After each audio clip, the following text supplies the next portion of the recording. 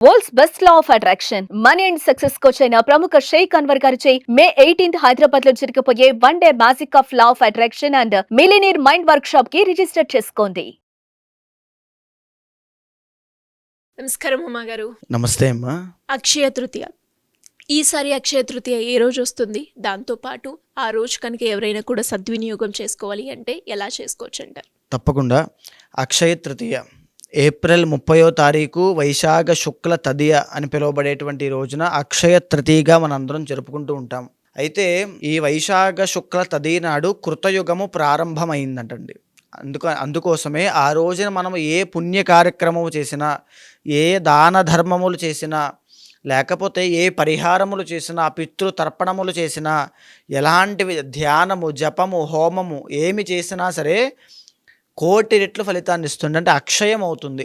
అందుకోసమే దాన్ని అక్షయ తృతీయ అని పిలుస్తూ ఉంటారు.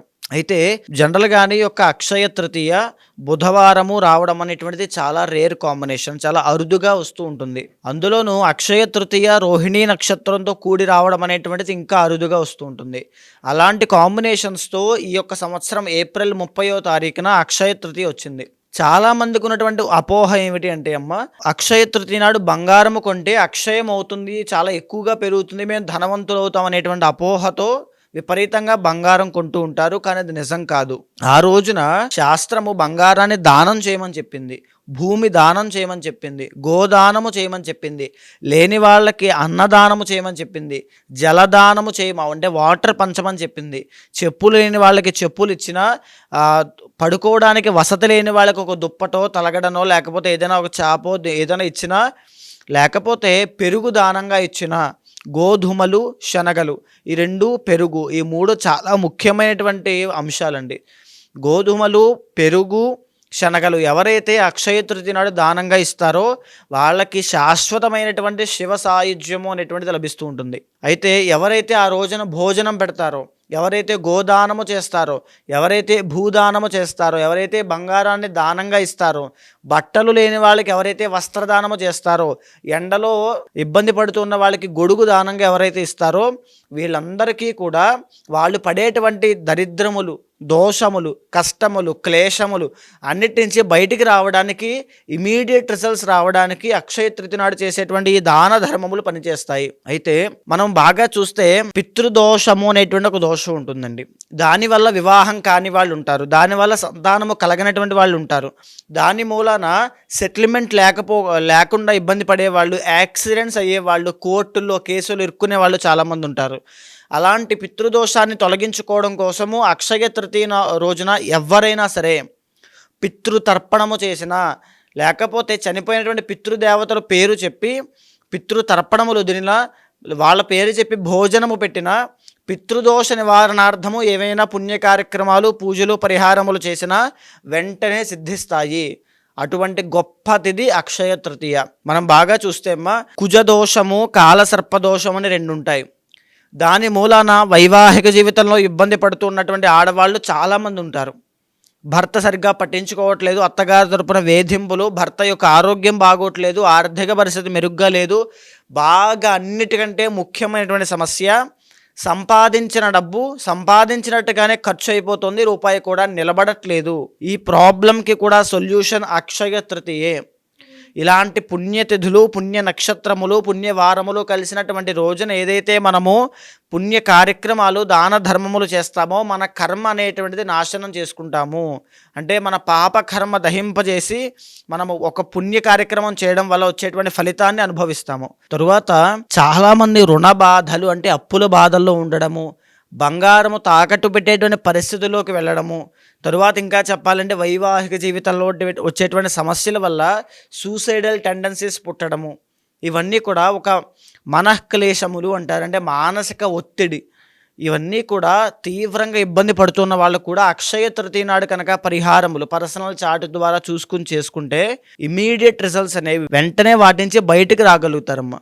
మీరు చెప్పినట్టుగానే ఎవరైనా కూడా ఈ రోజును ఉపయోగించుకొని వాళ్ళు ఎలాంటి పరిహారాలు చేసుకుంటే బాగుంటుంది అన్న భాగంలో మనం మాట్లాడుకుంటే, తులారాశి వారికి ఎలా ఉంటుందండి? ఆ రోజు వాళ్ళకి ఉన్న సమస్యలు ఏదైతే ఉన్నాయో దాన్ని క్లియర్ చేసుకోవాలి అంటే వారు ఎలాంటి పరిహారాలు ఆచరించాల్సిన అవసరం ఉందంటారు? తప్పకుండా అమ్మ. తులారాశి అంటే ఇప్పుడు ముఖ్యంగా జరిగినటువంటి గ్రహ ట్రాన్సిట్స్ అంటే మొన్న జరిగినటువంటి షష్టగ్రహ కూటమి మార్చి 29, 30వ తారీఖుల్లో పట్టింది. దాని మూలాన ఇది 6వ స్థానంలో పట్టడం మూలన కొంతమంది తులారాశి వాళ్ళకి తీవ్రమైన అప్పులు వచ్చాయి, తీవ్రమైన ఆరోగ్య సమస్యలు వచ్చాయి. తరువాత శత్రుత్వం అనేటువంటిది, దృష్టి ప్రభావం అనేటువంటి చాలా ఎక్కువగా అయింది. దాని మూలాన వచ్చేటువంటి ఆర్థిక సమస్యలు.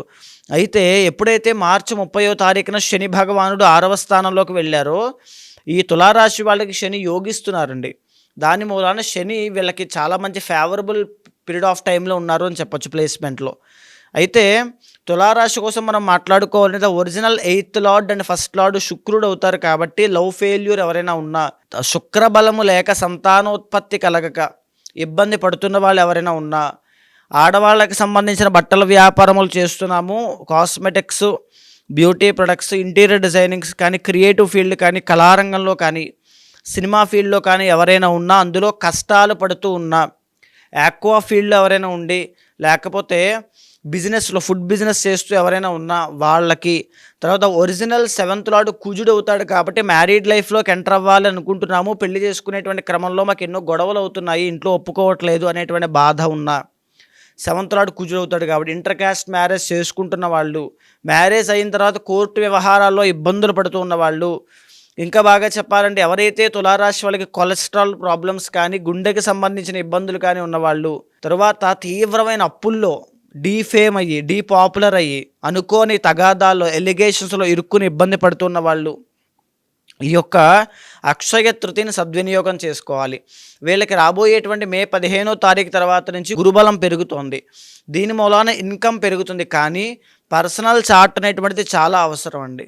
పర్సనల్ చార్ట్లో కనుక దోషములు ఉంటే కనుక ఈ యొక్క రాజయోగాన్ని పరిపూర్ణంగా అనుభవించడం జరగదు. అలాంటి వాళ్ళకి కూడా ఈ అక్షయ తృతీయ అనేటువంటిది చాలా బాగా ఉపయోగపడుతుంది. వాళ్ళకి ఇంకొక ఆప్షన్ లేదని కూడా చెప్పచ్చు. ఎందుకంటే ఇలాంటి తిథుల్లో చేసినటువంటివి అక్షయం అవుతాయి, వెంటనే సిద్ధిస్తాయి. ఎవరైనా ఒక కాంట్రాక్ట్ కావాలి, ఒక అవకాశం కావాలి, లేకపోతే ఆ డబ్బు రావాల్సి ఉంది ఆగిపోయింది అనేటువంటి క్లిష్టమైన సమస్యలు ఏవైనా ఉంటే అక్షయ తృతీయ నాడు చేసేటువంటి పరిహారములు వెంటనే సిద్ధిస్తాయమ్మా. అయితే తులారాశికి సంబంధించి చేసుకోవాల్సింది ఏంటి అంటే, మహాలక్ష్మీదేవికి ఆ రోజున మామిడి పళ్ళతో అభిషేకము చేయించిన, శ్రీ సూక్త పారాయణ చేసిన, లేకపోతే లక్ష్మీ హృదయము అని చెప్పబడేటువంటి దాన్ని చదివిన, సాయంత్రం పూట ఇంట్లో లలితా సహస్రనామం చదివిన కష్టాల నుంచి బయటపడతారు. అయితే ఇకపోతే మిగిలినవన్నీ ప్రాబ్లమ్స్ కూడా పర్సనల్ చార్ట్ ఆధారంగా చూసుకున్న తర్వాత దశ అంతర్దశల ఆధారంగా వెంటనే అక్షయ తృతీయ రోజునే అయ్యేటట్టుగా అక్షయ తృతీయ రోజే చేయించండి. ఏ ప్రాబ్లం ఉన్నా మీకు ఇమీడియట్ రిజల్ట్ కనబడుతుంది. ఎలా అండి ఎవరికైనా కూడా అంటే అక్షయ తృతీయ రోజు ఉపయోగించుకొని వాళ్ళు ఏదైతే సమస్యను ఎదుర్కొంటున్నారో దానికి సంబంధించి వారి యొక్క రాశులు అలాగే వారి యొక్క పర్సనల్ చార్ట్ చూపించుకొని దానికి పరిష్కారం చేసుకోవాలి అంటే ఎలా ఉంటుంది? తప్పకుండా అమ్మ, మనం మాట్లాడుకునేటువంటి అంశం అంతా కూడా గోచారానికి సంబంధించిందండి. అయితే పర్సనల్ చార్ట్ అనేటువంటిది చాలా డిఫరెంట్గా ఉంటుంది. ఎవరైనా అలాంటి వాళ్ళు ఉంటే ఖచ్చితంగా మీకు కింద కనిపించే నెంబర్కి కాల్ చేసి పూర్తి వివరాలు తీసుకోవచ్చమ్మా. ఎందుకు అని అంటే గోచారము, గ్రహచారం అని రెండు వేరువేరుగా ఉంటాయి. మీ పర్సనల్ చార్ట్లో ఏవైతే దోషాలు ఉంటాయో అవే మిమ్మల్ని కర్మ ద్వారా వచ్చినటువంటి దోషములు పట్టి పీడిస్తూ ఉంటాయి, కష్టాలకి దారితీస్తూ ఉంటాయి. ఏదో కష్టం వచ్చింది, ఏదో బాధ వచ్చిందంటే దానికి కారణం ఏదో ఒక కర్మ ఉంటుంది, దాన్ని ఇండికేట్ చేసేటువంటి ఒక గ్రహం ఉంటుంది. ఎప్పుడైతే ఆ గ్రహానికి సంబంధించి ఆధిపత్యాన్ని వహించి అధిదైవాలకి సంబంధించిన పరిహారములు ఇలాంటి పుణ్యతిథుల్లో చేస్తామో వెంటనే ఆ ప్రాబ్లం నుంచి బయటపడతాము. సో అలాంటి వాళ్ళు ఎవరైనా ఉంటే తప్పకుండా మీకు కింద కనిపించే నెంబర్కి కాల్ చేస్తే మా వాళ్ళు మీకు పూర్తి వివరాలు అందిస్తారు. తప్పకుండా మాట్లాడి ఆ పరిహారములు చేయించి మంచి రిజల్ట్స్ వచ్చేలా చేస్తాను. థ్యాంక్ యూ అండి. Thank you so much. నమస్తే అమ్మా.